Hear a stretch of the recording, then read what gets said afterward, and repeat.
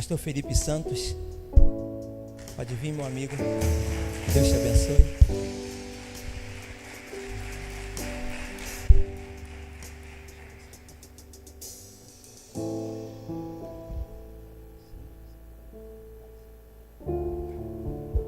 Glória a Deus. Cumprimento a amada igreja com a santa e gloriosa paz do Senhor, amém? Quantos estão felizes nessa noite? Dá um glória a Deus.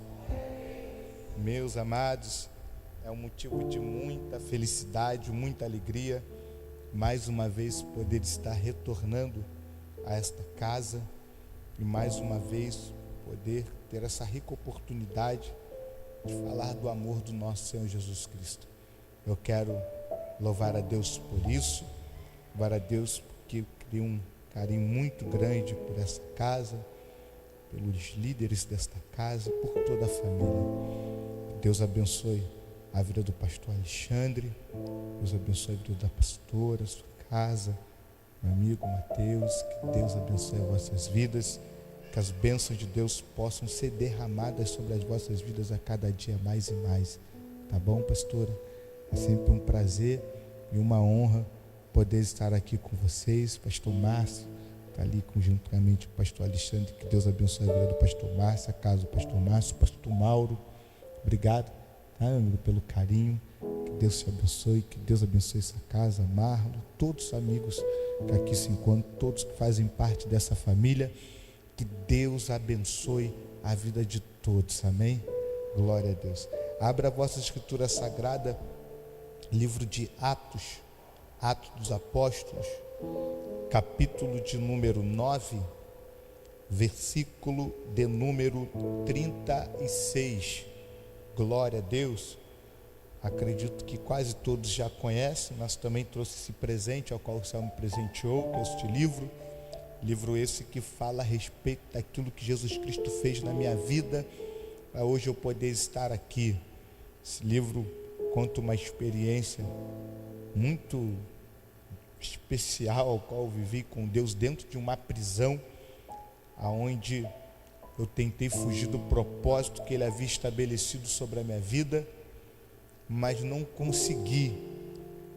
Dentro da prisão sequestrei um pastor, esse pastor me sequestrou para Jesus, e hoje eu estou aqui para glorificar, exaltar e engrandecer o nome dele. Não vou falar muito, porque senão você não vai comprar o livro, né? Mas eu conto uma experiência que eu tive dentro da prisão, onde eu tive um verdadeiro encontro com Jesus Cristo, né? Para hoje eu poder estar aqui. Então, no final do culto, se você quiser levar um livro, né? Eu creio que Deus vai te edificar muito, amém? Glória a Deus. Atos dos Apóstolos, capítulo de número 9, versículo de número 36. Todos acharam? Vai dizer assim a palavra do Senhor: ora, havia em Jope uma discípula chamada Tábita, que significava Dorcas. Esta mulher estava cheia de boas obras e esmolas que fazia. E aconteceu que naqueles dias ela ficou enferma e morreu. E tendo-a levado e colocado em um quarto alto, e como Lida era perto de Jope, os discípulos, ouvindo que Pedro estava ali, enviaram-lhe 2 homens, pedindo que ele não demorasse em vir ter com eles. E levantando-se Pedro, foi com eles. Quando ele chegou, o levaram ao quarto alto, e todas as viúvas estavam de pé, chorando e mostrando as túnicas e vestes que Dorcas fizera quando estava com elas. Mas Pedro, colocando todas para fora, ajoelhou-se e orou. E voltando-se para o corpo, disse: Tábita, levanta-te. E ela abriu os seus olhos, e vendo a Pedro, assentou-se. E ele, dando-lhe sua mão, levantou, e chamando os santos e as viúvas, a apresentou viva. Glória a Deus, aleluia. Quantos me ouvem, dão glória a Deus? Meus amados, esse texto que nós acabamos de ler, ele é um texto muito conhecido. Acredito que, não vou dizer todos, mas praticamente quase todos que estão presentes aqui nessa noite conhecem esse texto.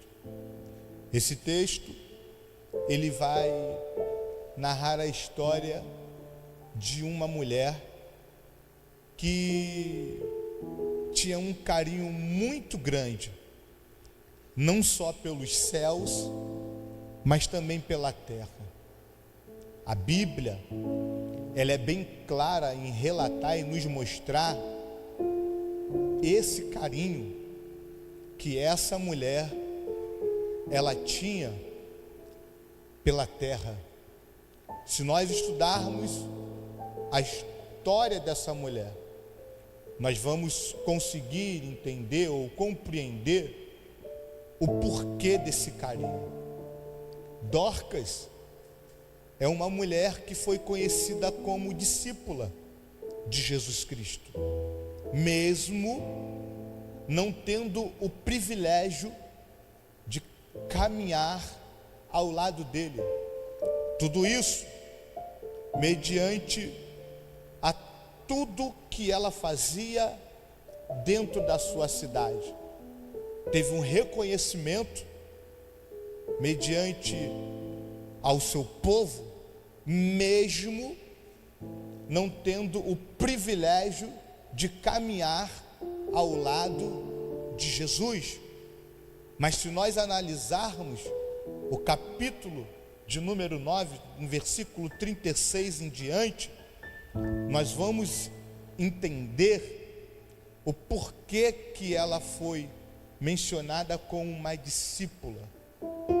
Tudo isso não mediante aquilo que ela falava, mas mediante aquilo que o povo falava a respeito dela. Dorcas foi uma mulher de boas obras. Dorcas foi uma mulher que fez a diferença em seu tempo. É impossível nós lermos essa passagem e não enxergarmos a forma que as viúvas e os órfãos, eles apresentavam as obras que foram feitas através de Dorcas. A Bíblia, ela é bem clara em nos mostrar isso. A Bíblia nos mostra eles falarem, mas também mostrarem tudo aquilo que Dorcas fez enquanto ela ainda estava viva. Talvez você está olhando para mim nessa noite e você deve estar fazendo uma pergunta para si mesmo ou para si mesma: por que o Felipe está falando tanto a respeito disso? Por que o Felipe está falando tanto a respeito das obras que Dorcas fez? Simples, é porque fica difícil entender que como que uma mulher como essa vai viver o que ela viveu. Gente, não é Dorcas que fala a respeito das obras que ela fez, é o povo, é as viúvas, são os órfãos, eles que vão dar testemunhos de Dorcas, eles que vão mostrar as obras de Dorcas. Ou seja, Dorcas fez a diferença. Dorcas ajudou muita gente, a ponto dela ter um carinho diferenciado pelos céus, mas também pela terra.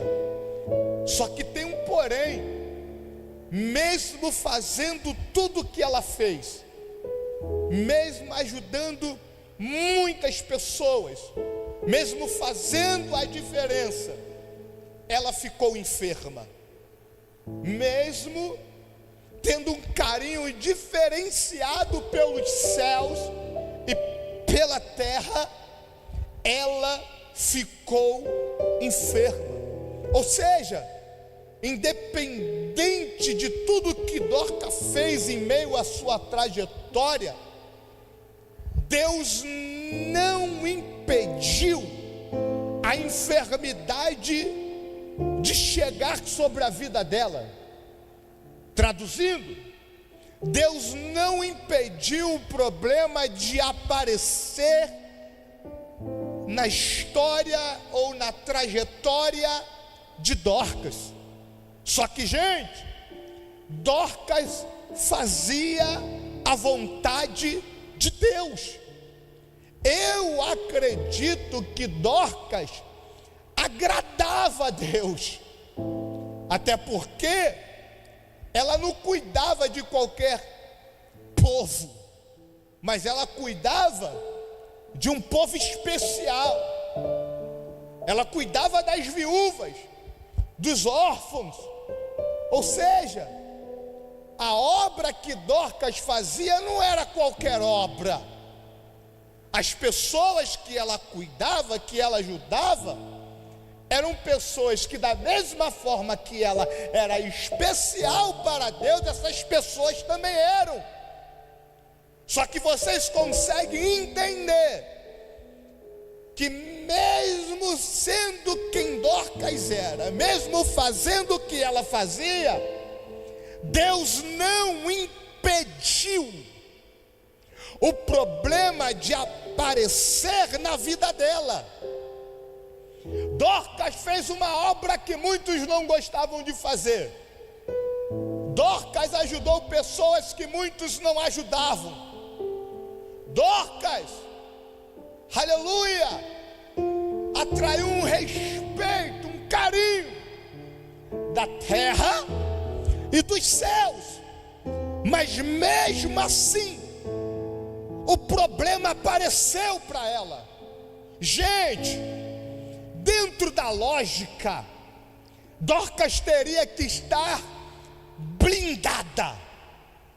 Deus teria que proteger Dorcas, uma discípula que estava fazendo a diferença em um lugar que muitos não queriam pregar a palavra, ela pregava. Em um tempo em que muitos não se preocupavam com o seu próximo, ela se preocupava. Ela tinha um respeito e uma admiração na terra e da mesma forma nos céus. Mas mesmo assim, Deus permitiu o problema aparecer para ela. Ela fica enferma, gente. E se nós olharmos para essa situação com os olhares naturais, nós vamos olhar e vamos dizer: que Deus é esse? Por que Deus permitiu Dorcas ficar enferma? Ela não agradava a Deus?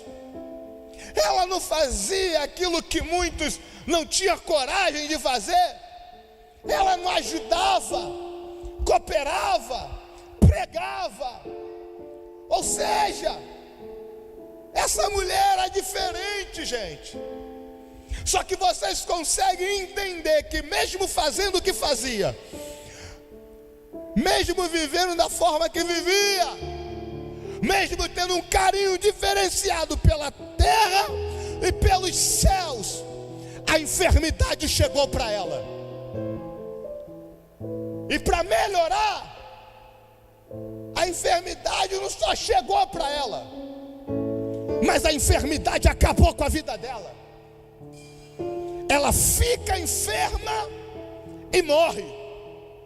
Felipe, não entendi. Vou melhorar para você entender. Quem está enferma e morrendo por causa da enfermidade é uma mulher que tem intimidade, é uma mulher que faz a diferença, é uma mulher que não só agrada a terra, mas agrada os céus. Só que vocês conseguem entender que, mesmo sendo quem ela era, mesmo fazendo o que ela fazia, Deus não impediu ela de viver essa situação. E a pergunta é: por que que Deus não impediu? Por que que Deus não blindou essa mulher? Por que que Deus não fez essa enfermidade passar longe dela? Simples. É porque os propósitos de Deus na vida daqueles que Ele escolheu, ninguém vai entender. Eu estou sentindo uma graça de Deus aqui. Se eu ficar tentando explicar para vocês o porquê que Dorcas passou por isso, nós vamos virar uma vigília aqui, eu não vou conseguir explicar. Aí tu pergunta: por que, Felipe? Simples. É porque é mistério de Deus.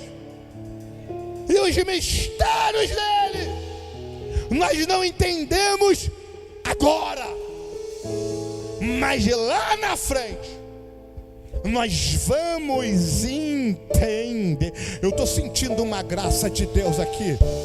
Só que a pergunta é: o que nós fazemos mediante uma situação como essa?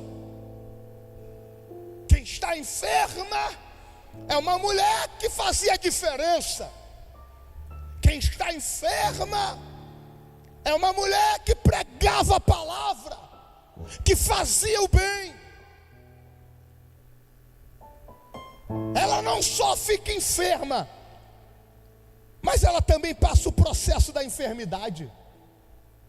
Está escrito: e ficando enferma, morreu. Ela não morre de imediato. Ela primeiro fica enferma.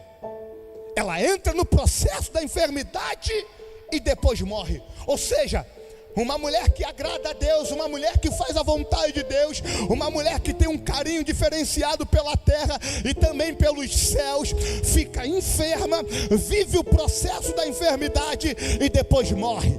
A pergunta que eu faço para você é bem simples: tem como entender um Deus como esse? Aleluia! Tem como entender uma situação como essa? Talvez você chegou aqui hoje querendo entender algumas coisas que você está vivendo em meio à sua caminhada. Talvez você chegou aqui hoje fazendo algumas perguntas para Deus e perguntando: por que, Deus? Por que que está desse jeito? Por que que estreitou? Por que que está faltando? Por que que fechou?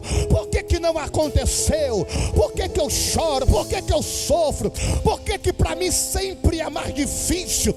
Aí Deus me trouxe hoje aqui como profeta para te dizer: está pensando que você está vivendo, o que está vivendo por causa de pecado, por causa de erro, por causa de falha? Não é isso não. Você está vivendo isso porque eu estabeleci esse momento para você. Mas não tente entender, sabe por quê? Porque isso é mistério meu com você.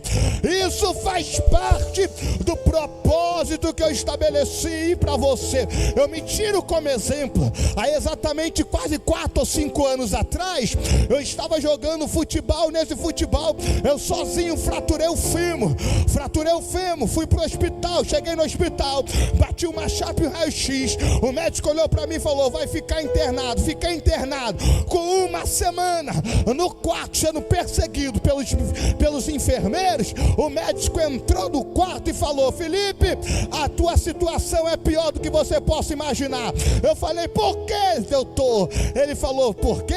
Porque o que fez você fraturar a perna do feito que você fraturou é um câncer que está na cabeça do teu fêmur. Só que tem porém. Deus me tirou do tráfico, do assalto, me resgatou dentro de uma cadeia, me lavou, me remiu com o sangue dele, me transformou num pregador da palavra. Aquele que fazia mal não faz mais mal, agora faz o bem.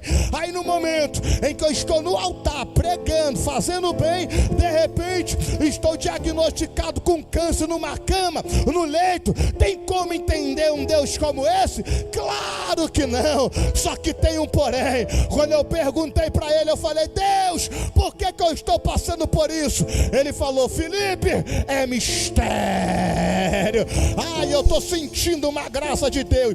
Eu falei: já que é mistério, ao invés de eu ficar aqui questionando, reclamando, murmurando, sabe o que eu vou fazer? Eu vou pregar a palavra dentro desse hospital. Aleluia! Por que, Felipe? Porque melhor do que ficar querendo entender o porquê que aconteceu, o porquê que está acontecendo, é viver os mistérios que Ele reservou para nós. Levanta as duas mãos que eu vou profetizar. Eu não sei como você chegou aqui, mas de uma coisa eu tenho certeza: essa noite é uma noite profética. Em meio a essa noite profética, o que não for revelado será revelado, o que não for descoberto será descoberto, e o que se levantou para atrapalhar vai cair por terra. Quem está entendendo, dá um glória a Deus. Olha para alguém que está do céu assim: é mistério. Fala: não tenta entender. Fala: é mistério. Quer ver como é mistério? Não existe momento melhor para Deus revelar o nosso cenário do que um momento como esse.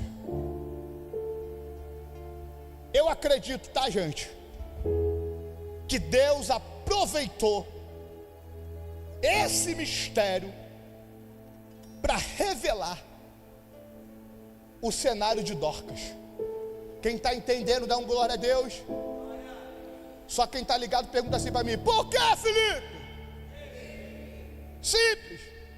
Porque não tem momento melhor para Deus revelar o nosso cenário do que um momento de dificuldade, do que um momento de guerra, do que um momento de luta, do que um momento de enfermidade. Olha para alguém que está do seu lado e fala assim: são nessas horas que nós conhecemos o nosso cenário. Quer ver um exemplo? Dorcas ficou enferma, sim ou não? A enfermidade arrancou a vida dela, sim ou não? Tudo isso aconteceu porque Deus permitiu, sim ou não? Só que tem um porém, está escrito. O que fizeram quando Dorcas morreu? Dentro da lógica e dentro da cultura da época, morreu. Quem é responsável por ela teria que preparar o corpo dela para o sepultamento.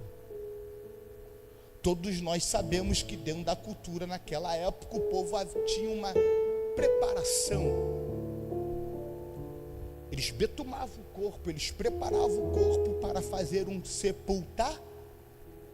Então quem está em volta de Dorcas, quem está dentro do cenário de Dorcas, a partir do momento que Dorcas morre, tem que se preocupar em fazer o sepultamento de Dorcas. Sim ou não? Só que a pergunta que eu faço para vocês é bem simples. Me mostra na Bíblia alguém se preocupando com o sepultamento dela. Tem escrito isso na Bíblia? Não, pelo contrário. Dorcas morre, e assim que ela morre, quem está no cenário dela pega o corpo dela e leva para o quarto alto. Ou seja, impossível esse quarto alto ser o ambiente de preparação, até porque está morta. Como que vai levar uma pessoa morta para um quarto alto para preparar ela para fazer o sepultamento? Fora da lógica. Ou seja, quem está no cenário de Dorcas sabe que ela morreu, mas está olhando para ela e está falando que assim, ó, não vamos te betumar agora, não vamos preparar você para o sepultamento agora, porque por mais que você morreu, ainda há uma esperança. Eu estou sentindo eu gostei desse aleluia, acho que alguém entendeu. Pegou, pastor Mauro? Já pegou, né? Quem está no cenário de Dorcas está olhando para Dorcas morta, mas está olhando para ela morta e está dizendo: não acredito na sua morte. Porque dentro de nós ainda há uma esperança que essa situação vai mudar. Ô Felipe, não entendi, eu vou melhorar. O cenário de Dorcas começou a ser revelado, começou a aparecer quem é de verdade no cenário de Dorcas. Só que eu posso falar uma verdade para vocês: enquanto ela estava viva, ela nunca iria enxergar essas pessoas no cenário dela. Mas já que morreu, eles começaram a aparecer. E quem apareceu? Quem apareceu? Quem apareceu são aqueles que acreditam, mesmo parecendo ser impossível. Eu estou sentindo uma graça de Deus aqui, porque acreditar naquilo que está dando certo é muito fácil, acreditar naquilo que está fluindo é muito mole. Eu quero ver acreditar naquilo que não está dando certo, naquilo que está fechado, naquilo que está desarrumado. Mas eu não sei se alguém vai pegar isso aqui. Levanta as tuas mãos para os céus, assim diz o Senhor: da mesma forma que eu revelei no cenário de Dorcas, eu também estou revelando aqui na nova unção. Sabe por quê? Porque eu vou levantar quem é de verdade.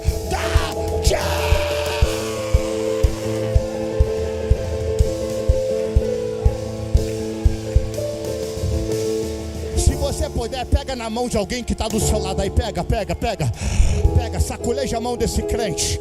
Fala para ele, fala: esse cenário ruim, fala, esse cenário de guerra não vai só revelar aquilo que não presta, não vai só revelar os falsos, não vai só revelar aqueles que batem no ombro, diz que está contigo e te abandona. Não, esse cenário vai revelar os que são de verdade, de verdade, de verdade. Só quem é de verdade joga as tuas mãos para os céus e adora.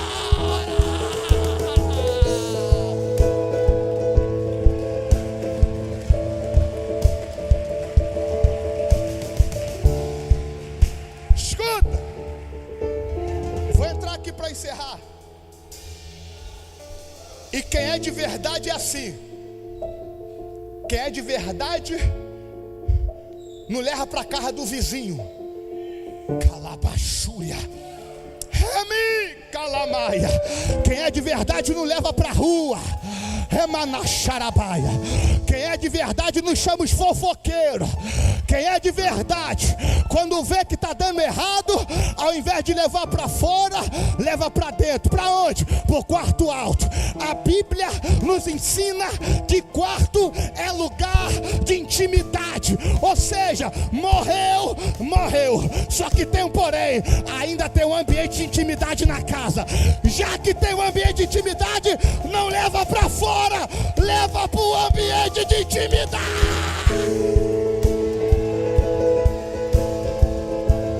Aponta o dedo para alguém e fala para esse crente assim: pegou o mistério. Ainda tem ambiente de intimidade na casa. Calabachúria, vai para o ambiente de intimidade. Eita, eu estou sentindo uma graça. Deus está falando bem. Pensaram que acabou, pensaram que já não tem mais jeito, pensaram que não tem mais solução, mas ainda tem homens e mulheres de Deus que conhecem o ambiente de intimidade e está dizendo: vamos. Levanta as tuas mãos para os céus aí agora. Só quem vai entrar no ambiente de intimidade joga a mão para o céu e adora.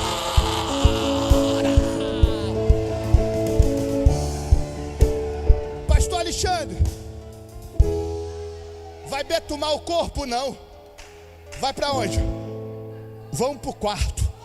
Por quê? Porque quarto é lugar de intimidade. Calabachulha. Só que a intimidade é onde? É embaixo ou em cima? Em cima. Remacharabai. Coloca ali em cima. Colocaram. Depois que colocaram, falou assim: ó, Pedro está na área. Pedro está na área, tá. Fala o seguinte: vai lá e busca ele. Busca quem? Pedro. Não, busca Tiago. Não, Tiago já morreu. Busca quem? Pedro. Busca Pedro? Busca João? Não, João não. Busca quem? Busca Bernabé? Não, Bernabé não. Busca quem? Pedro. Pedro é Pedro, vai lá. Busca Pedro. Chamou Pedro.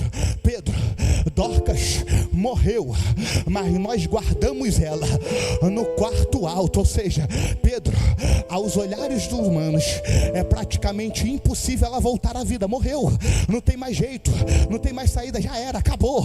Só que tem um porém, ainda há uma esperança dentro de nós, Pedro. Tem uma esperança? Tem. Já que tem uma esperança, não levamos ela para o ambiente de sepultamento. Não fomos betumar o corpo dela, não fomos preparar, não fomos fazer a preparação para o sepultamento, me perdoe, não. Fizeram o quê? Pegamos ela e colocamos dentro do quarto alto. Aí imagina Pedro olhando e falou assim: quarto alto, aleluia, é lugar de intimidade, não é em qualquer lugar, é no alto. A intimidade não está embaixo. Acho que alguém vai entender isso aqui, ó. A intimidade está no... vou repetir. A intimidade não é embaixo, a intimidade é no... Aí bate na mão de dois crentes e fala assim, ó: Deus está nos levando para uma intimidade diferente hoje. Não é embaixo, não. É manacalabaia. É no alto. É no ar. Vamos, Pedro. Vamos. Pedro nem questiona. Na mesma hora Pedro vai. Só que calma aí, gente. Está escrito. Chegando lá, quando Pedro pergunta: tá onde? Lá no quarto. Tá no quarto? Tá. Pedro sobe para o quarto. Quando Pedro chega no quarto, o que acontece? Está escrito. Começaram a apresentar a Pedro os vestidos, as túnicas. Começaram a apresentar. Pergunta para mim: Felipe! Não, tem muita gente, pode me levar. Felipe! O que é isso? Simples. Quando eles apresentam as vestes e as túnicas, eles estão apresentando aquilo que Dorcas fez por eles. Sabe o que eles estão falando? Pedro, sabe por que ainda há uma esperança dentro de nós? E por que nós viemos para esse ambiente de intimidade? Aí Pedro vai falar: por quê? Porque nós somos gratos. Olha o que ela fez pela gente. Sabe quem era a liderança naquela região? Dorcas. E quem está se movimentando para fazer? Os liderados. Mas se o líder não se movimenta, como que eles vão se movimentar? Simples. O líder não precisa estar ali para falar o que eles têm que fazer. Aquilo que ele já sabe que tem que fazer. Mas o que movimenta eles? As vestes, as túnicas. Sabe o que é isso? A gratidão. Por que nós estamos aqui glorificando, exaltando e engrandecendo o nome dele? Calabachúria, remanacanto, que é porque nós temos certeza que o propósito que ele fez lá na cruz por nós não foi em vão. E por gratidão nós entramos por essas portas quebrados, moídos, aleluia, com vontade de parar, com vontade de chutar o balde, com vontade de fazer tudo que não deve fazer. Mas a gratidão que está dentro de nós faz você chegar triste dando glória a Deus misturado com aleluia, quebrado, mas se envolvendo no culto. Porque gratidão. Levanta as tuas mãos que eu vou profetizar. A nossa gratidão não tem poder só de movimentar as terras, mas a nossa gratidão também tem poder de movimentar movimentar os céus. Sabe por quê? Dorca reviveu. É simples, é porque os gratos que estavam no cenário de Dorcas olharam para ela morta e falaram: não desistimos, não desistimos, não desistimos, não desistimos, não desistimos, não desistimos. Tem uma igreja que vai permanecer avançando, rompendo, orando. Se essa igreja estar aqui, abre a boca e adora.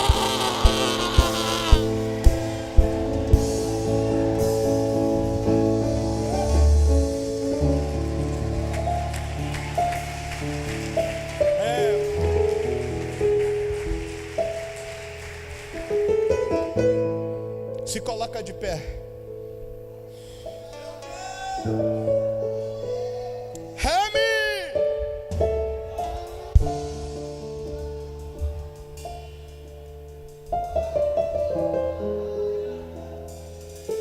Olha para alguém e fala assim para essa pessoa: Deus está levantando os gratos para guerrear a sua guerra. Tem uma graça de Deus aqui. Kalai Jomiana Sarabaia. Quem está sentindo essa graça, dá um glória a Deus. Escuta. Os gratos se movimentam. Sim ou não? Só que pega mais isso aqui, gente. No meio dos gratos tinha discípulos. Tinha o quê? Pastor Alexandre. No meio dos gratos tinha discípulos. Pastor Mauro. Aqui a gente vê quem é grato de verdade. Os discípulos que estavam naquela região poderiam aproveitar a morte de Dorcas para assumir o lugar dela.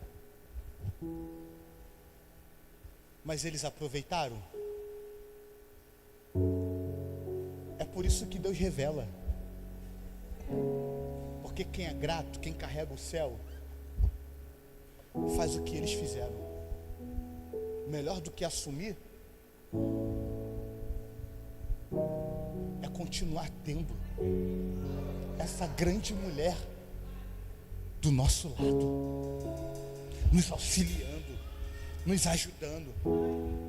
Melhor do que perder o Senhor é ter o Senhor do nosso lado. Remi Kalamana Sarabaia. Até porque não tem como esquecer as obras, o carinho, o amor.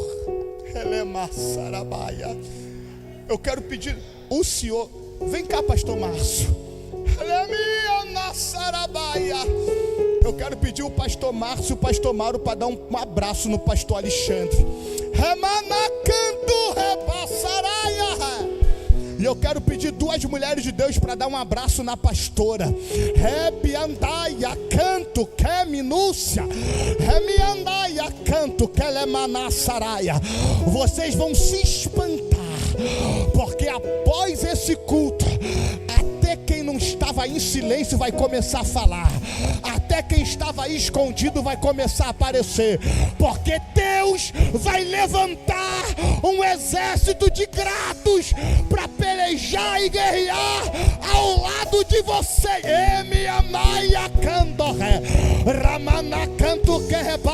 Dá um abraço nele, pastores. Dá um abraço na pastora. Tem gratos nessa igreja. Se tiver gratos, levanta a mão para o céu. Abre a boca para adorar.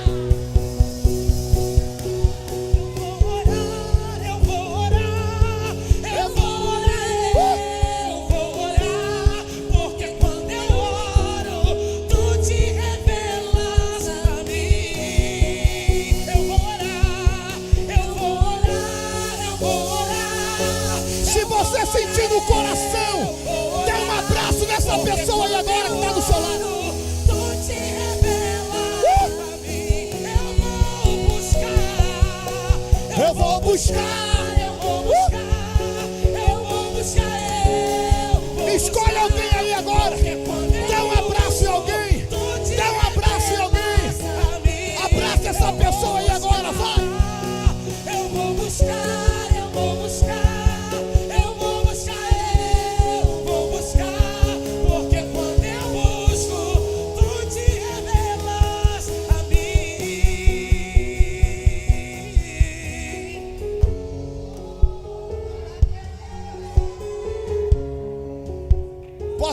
verdade aqui para vocês? A Bíblia vai relatar que Pedro entra dentro do quarto. Ele pede para quem está dentro do quarto sair para fora, fecha a porta, dobra o joelho e começa a orar. Quando Pedro dobra o joelho para orar, sem tocar em Dorcas, é Pedro olhando para os céus e falando assim: Pai, quem faz não sou eu, mas quem faz é o meu joelho. Ele dobra o joelho e começa a orar. Da vida, da vida, da vida. Labachúria, é minha maçarabaia. Da vida, da vida, da vida, da vida. Só que tem um porém. Ele só consegue ter esse momento no quarto porque quem estava no cenário de Dorcas trabalhou em conjunto para esse momento acontecer.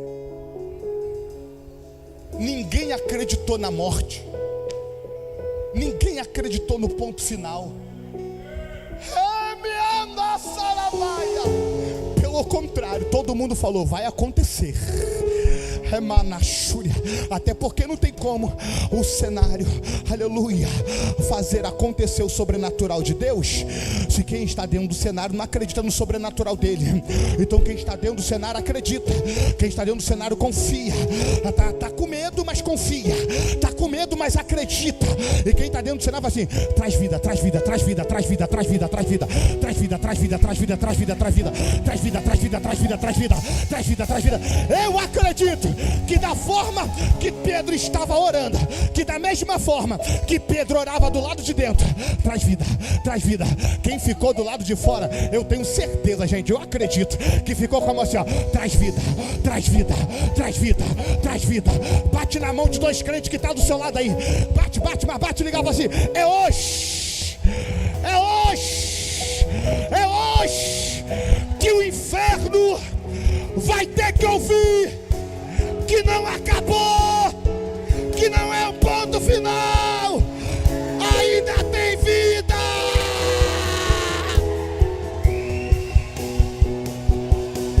Eu vou orar, eu vou orar, porque quando eu oro, tu te revela. Tem uma nuvem de glória, tomando conta desta igreja, e o céu está dizendo: tem vida, tem vida, tem vida.